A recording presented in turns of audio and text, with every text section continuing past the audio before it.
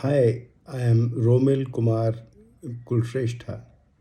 At present, I am staying in a property in Bangalore called Mantri Lithos. It's inside Manita Tech Park near Hebel area. This property has been constructed by a subsidiary, fully owned subsidiary of Mantri developers. The booking was started in 2014. The delivery date was 2017. Uh, the occupancy certificate came in 2020. Uh, uh,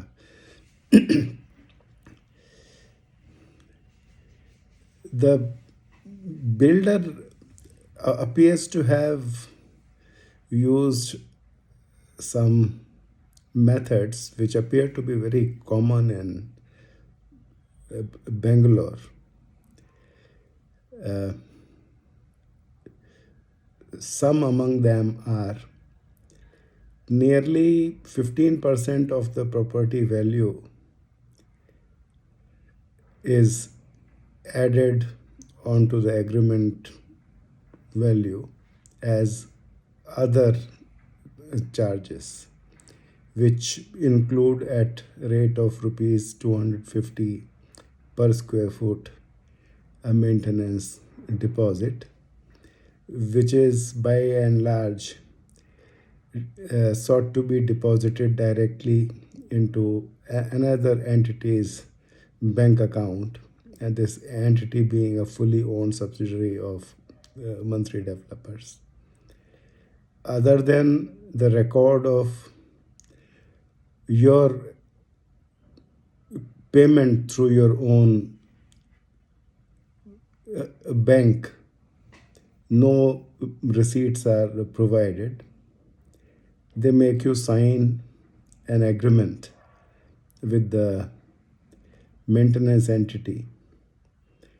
You sign it, the space where this maintenance entity's authorized representative should sign is left blank. A fully executed document is never shared with you. The details of bank account and safekeeping of this maintenance deposit is never shared with you. Then they collect at the rate of 200 rupees per square foot charges towards electricity, utility companies connection, and water supply utility companies connection. No account is ever shared as things stand. The OC came for this property in October 2020. It was only in November 2021 that BESCOM power supply started.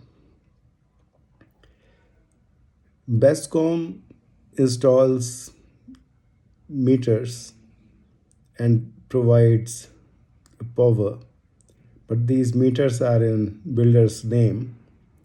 There is a red tape and procedure involved in getting the meter transferred in your name. It costs up to a couple of thousand rupees, a fair part of it in cash bribe. There is no connection from BWSSB for water supply. The maintenance company charges for the tanker water it purchases, in addition to the charges for the electricity. There is no reference made to the 250 rupees per square foot which they collect as the maintenance deposit. They install a puppet management committee of a really non-existent residents welfare association, and this management committee seems to be giving approval to the maintenance agency for the maintenance billing. No transparency at all. You, I had a look at last 3 or 4 years uh, audit statements of this maintenance agency. It does not show the amounts on its books which have been received from us. When BBMP accorded uh, occupancy certificate to the project, obviously the electricity was not there. A 500 kilowatt genset was there for a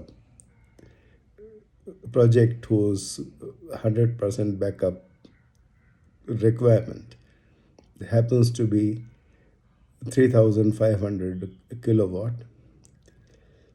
1 lakh rupees per flat, the total number of flats being about 560, has been collected towards the diesel gensets. We only have one 500 kilowatt genset. 2 lakh rupees per flat has been collected towards a clubhouse. A clubhouse may be barely 30% complete, but the occupancy certificate has been accorded.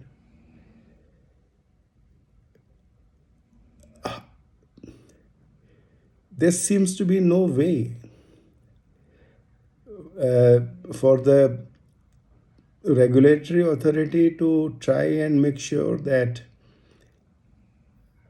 an occupancy certificate, which really does not verify and certify completion of everything that has been part of the contract. As things stand, we have about 420 flats already registered. But by the way of the additional charges, something like 50 crore has been collected by builder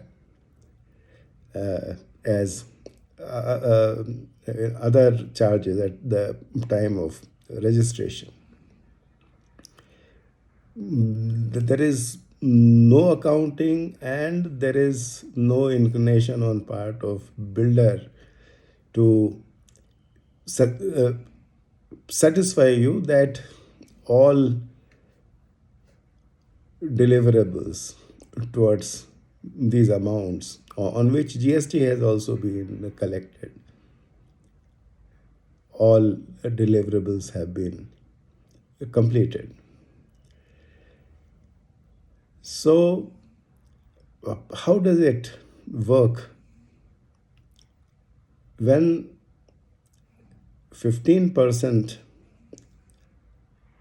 of agreement value is collected as additional charges, deliverables towards those not completed? How does RERA permit the builder to claim that the project has been completed? RWA, it seems to be an interesting situation. Having lived for past 40 years in Pune, basically a person who was born, brought up, educated in UP, starting first job in Pune, Maharashtra, living there for 40 years, then moving to Bangalore in 2020 to try and get a possession of this particular flat in Mantrili Thos.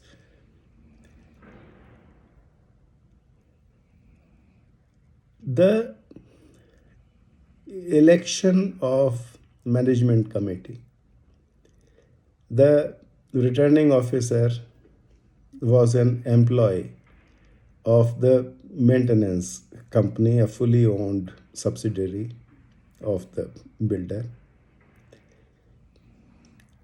The president who finally got elected submitted his no, nomination a few days before the election and many weeks after the last date of filing nomination.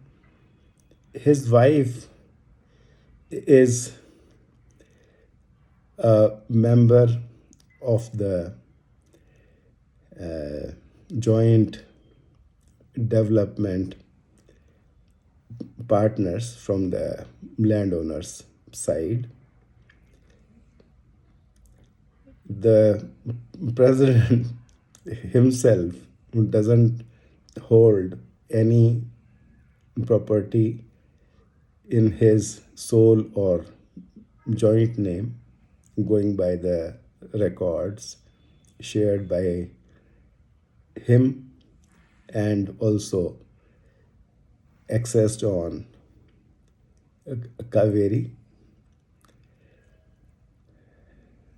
making every effort to silence the voices who want to ask the builder where are the deliverables against all the monies collected.